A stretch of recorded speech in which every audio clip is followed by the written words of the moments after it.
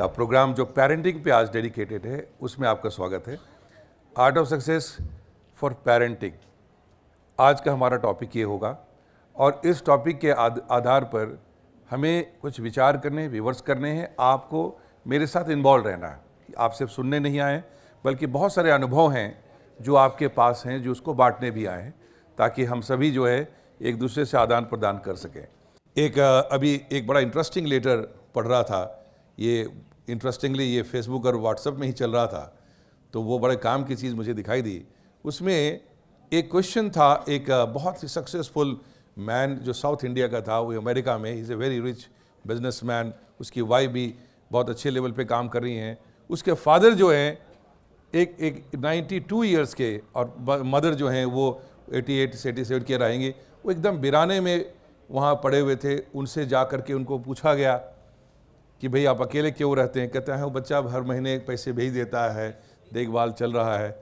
तो उनके जब उनको संपर्क किया गया और उनको पूछा गया कि भाई आपके पास सब कुछ है, पैसे भी हैं, सब आप भेज भी देते हो, लेकिन आप कितने दिन से अपने पेरेंट्स से नहीं मिले? उसने बोला 7 साल हो गए, अभी तक हम मिले नहीं। बोले 7 साल में आपको नहीं लगा कि आप कहीं जो है आपको उनकी आपकी ज़रूरत हो गई? कहते ये मैं किताबों के माध्यम से तो मुझे लगता है कि मुझे उनसे मिलना चाहिए, उनको भी मुझे याद, लेकिन कभी मन में भावना नहीं जगती है कि हमें उनके पास जाना चाहिए, क्योंकि हमारी यादों में कहीं ऐसा है नहीं जो याद आए कि हम लोग कितना अच्छा समय आपस में गुजारे थे। तो सब कुछ सोच करके भी कभी आकर्षण नहीं होता, और इसी कारण से कह करके भी मन रुक जाता है। फिर हम उनको अपना पैसे भेज देते हैं, फ़र्ज़ पूरा करते हैं, लेकिन कभी आकर्षण नहीं होता, क्योंकि कोई भी मेमोरी में हमें ऐसी याद नहीं है। जब भी सुनने को याद आता है तो हमें कहा गया था खूब पढ़ो, ऐसे चलो, अच्छा करो। पढ़ा दिया उन्होंने, हमें इंजीनियर बना दिया, यहाँ के बिजनेस भी कर दिया, तो उनके फ़र्ज हमने पूरा कर दिए, लेकिन वो प्रेम से आकर्षण है वो कहीं दिखता नहीं है, इसलिए हम नहीं जाते।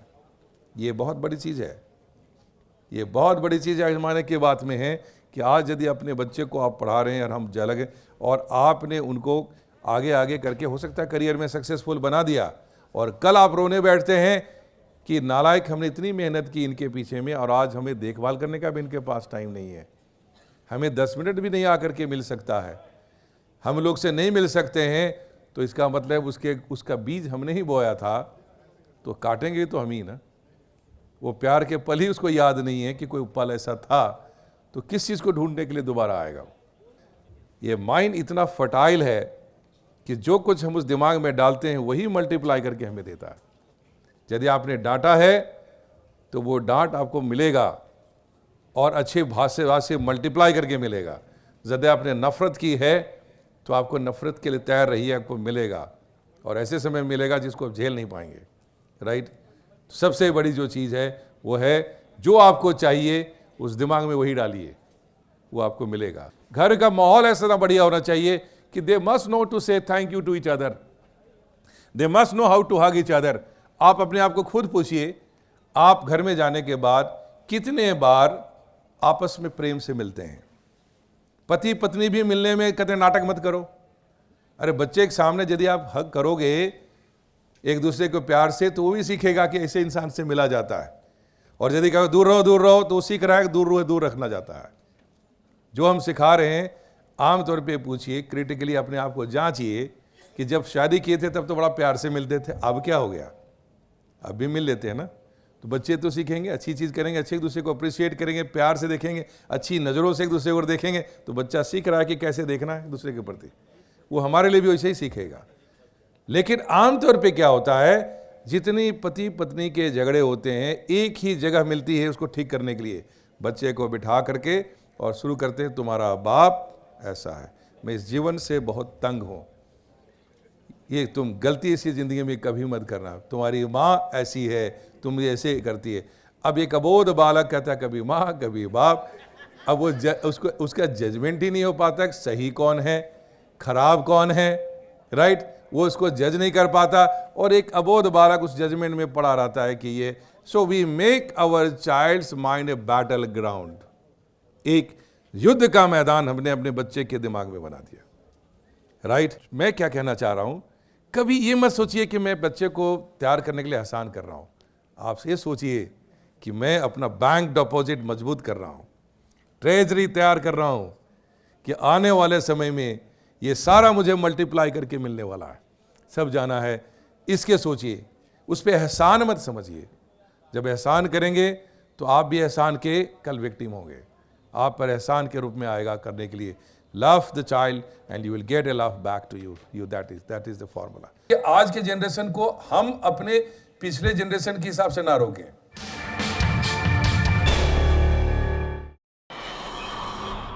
सवाल होते, 2-3 सवाल ले लेते हैं आपसे। आजकल बच्चे बहुत ज़्यादा मोबाइल से जुड़े हुए हैं और ये बहुत बड़ी समस्या हो गई है अभिभावकों के लिए भी। तो मोबाइल की लत से उनको कैसे दूर किया जाए? कुछ व्यवहारिक 4-5 टिप्स दे दीजिए।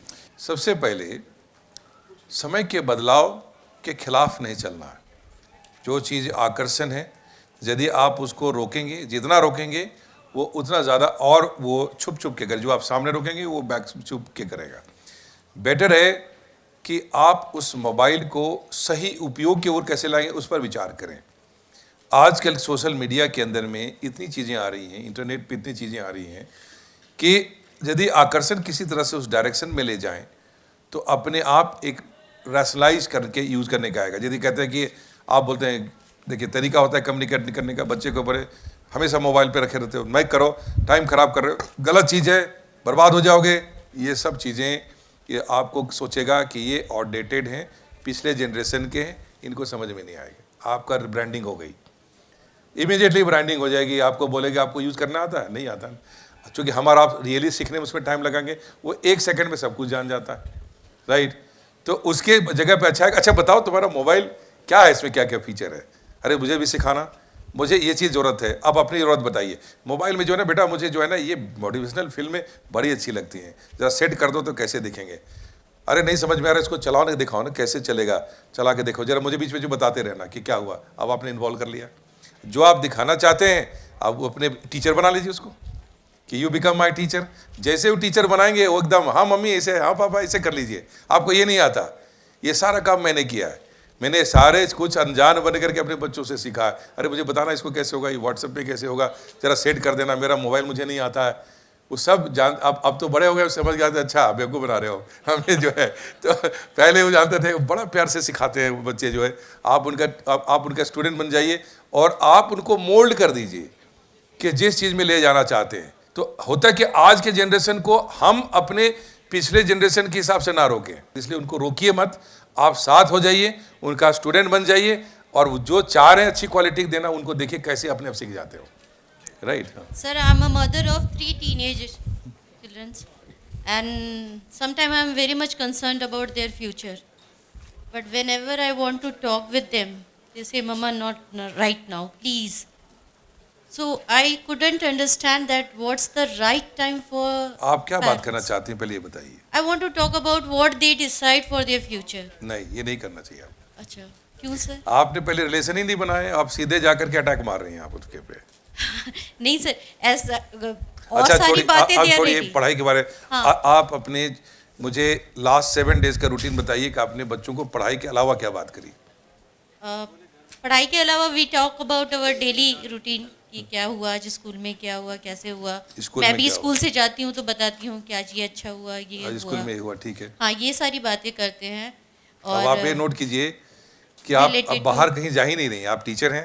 यस सर, आप स्कूल में क्या हुआ भी बता रहे हैं, वो भी स्कूल में क्या रहा वो बता रहे हैं। यस सर, अरे स्कूल के अलावा बाहर भी जिंदगी है ना, स्कूल के अलावा भी तो जी। कोई जिंदगी है या नहीं जी है। सर। आपने उनसे पूछा कि आज कौन सा गेम खेलना है, आपने उनसे पूछा कि कौन सी धुन आज बजानी है म्यूजिक में, जरा बजाओ तो। क्या आपने उनको पूछा कि कोई गिटार सीखना चाहते हो क्या तुम में से, मेरा मन कर रहा है कि आजकल गिटार सीखूं, आपने बोला। आपने क्या उनको कहा कि सामने के पार्क में कितने खूबसूरत फूल हैं, चला आज इसको देख के आते हैं। आपने क्या उनको कहा कि घर में एक बागवानी करनी, चलो मिलके करते हैं। नहीं किया होगा आपने, नहीं क्योंकि आप एक टीचर हैं तो आप लगातार घर में भी जा कर के बच्चों के साथ टीचर बनी हुई हैं। तो इसको पहले आप उसको क्लियर करिए, पहले एक रिलेशन बनाइए, फिर वो आपसे उल्टा पूछेंगे, मम्मा आपने काम की बात आज की ही नहीं, आज हमारे साथ थोड़ा बैठ करके बताइए कि आप कैसे काम कर रहे हैं, आपका रिलेशन चेंज हो जाएगा। ये आएंगे कह रहे ओ स्कूल में भी टीचर, ये भी टीचर, छोड़ो यार क्या करना है इसके जो है, तो आपसे बच्चे दूर भागेंगे। तो इसलिए आप कल्चर को बदलिए, कल्चर बदलिए। आज आप जब जाएं घर में बच्चों के साथ में तो पढ़ाई की बात भी करें, छोड़ो इसको कुछ नहीं करना है, आज से मेरा आज एक लेक्चर सुन के आया हूँ, मेरा मन कर रहा है गिटार बजाने का, कब से शुरू करें बताओ, मुझे सिखाओ। वो सोचें क्या हो गया इनको, अचानक आज गिटार बोलने सुनिए, आज मेरा मन कर रहा है गाना सुनने का। अरे हमारे जीवन में संगीत भी चाहिए, कल्चर भी चाहिए, हेल्थ चाहिए, सब कुछ चाहिए। हम ऐसा क्यों सोचते हैं कि सिर्फ हम पढ़ेंगे लिखेंगे या पढ़ाएंगे? क्योंकि आपके माँ बाप ने वैसा ही सोचा आपके बारे में, इसलिए आप भी वैसा ही सोच रहे हैं, राइट। आप थोड़ा आउट ऑफ बॉक्स चले जाइए, बच्चों को देखिए कि ये फूल हैं, पौधे हैं, इसको मुझे पहले उगाना है, फल तो अपने आप आ जाएगा, लेट इट कम ग्रेजुअली। उस फल की चिंता आप मत करें, फल को अपने आप इतना अच्छा पौधा लगाइए कि वो फल ही फल हो और दुनिया का भी काम है और आपके भी काम आए, ठीक है। Thank you sir.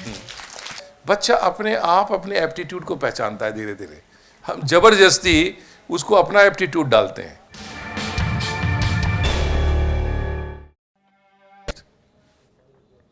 Humanity, that is super.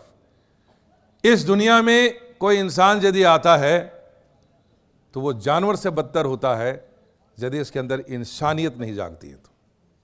क्योंकि हमारी पर्सनालिटी का पार्ट ही है इंसानियत को सीखना, इंसानियत को डेवलप करना, ह्यूमिलिटी डेवलप करना। और जब हम खुद प्रैक्टिस करते हैं, वातावरण में ह्यूमैनिटी लाते हैं, तो हमारे बच्चों पे भी ट्रांसफ़र होता है, हम उनके बीच में भी इसको हम शेप अप करते हैं।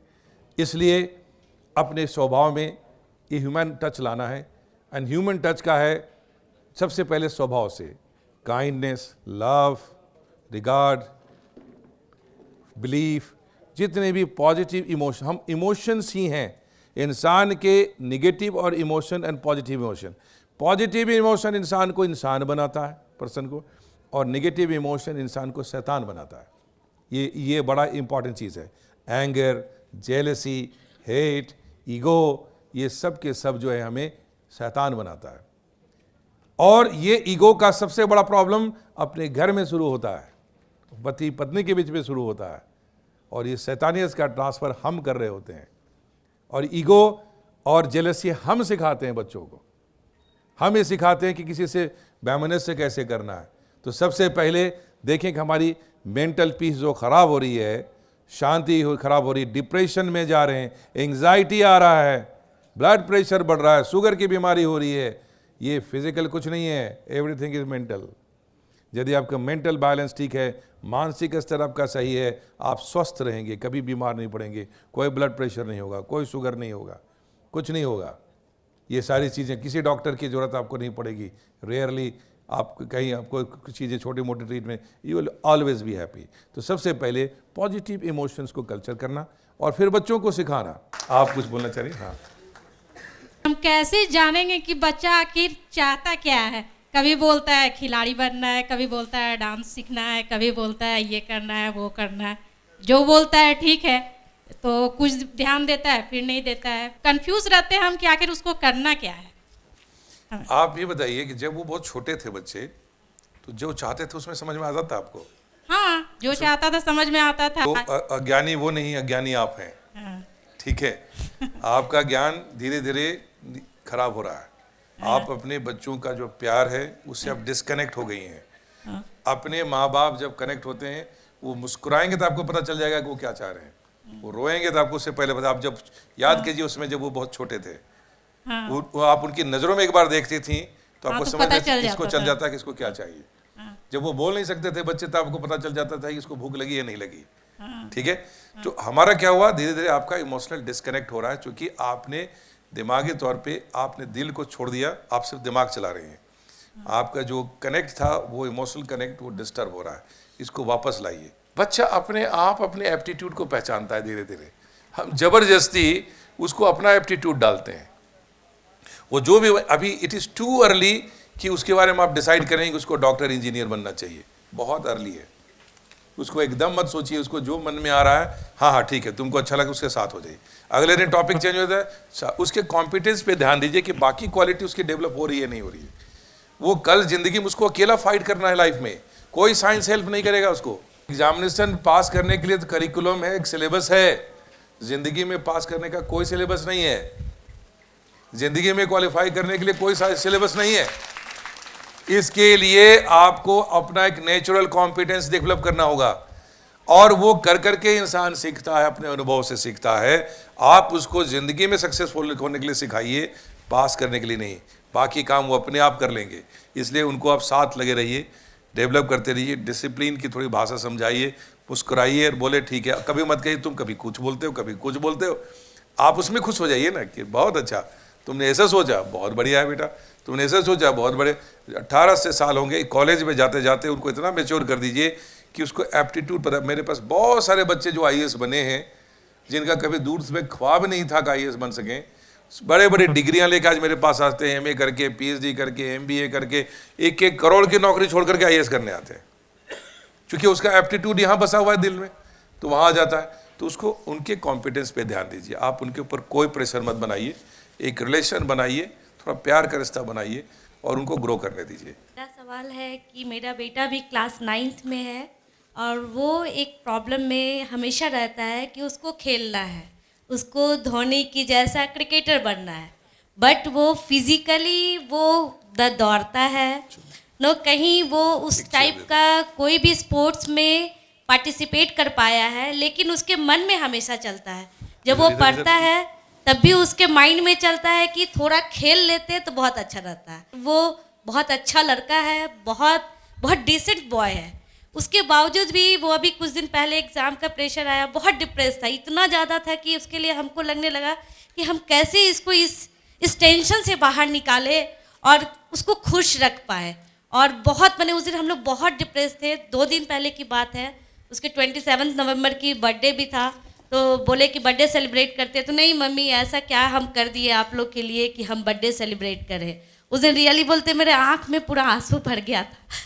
आज भी बोल रहे हैं तो बहुत लग रहा था कि वो बच्चा को कैसे उस डिप्रेशन से बाहर करे, और वो बहुत ज़्यादा डिप्रेस होते जा रहा है और खेल उसके माइंड से हटता नहीं है।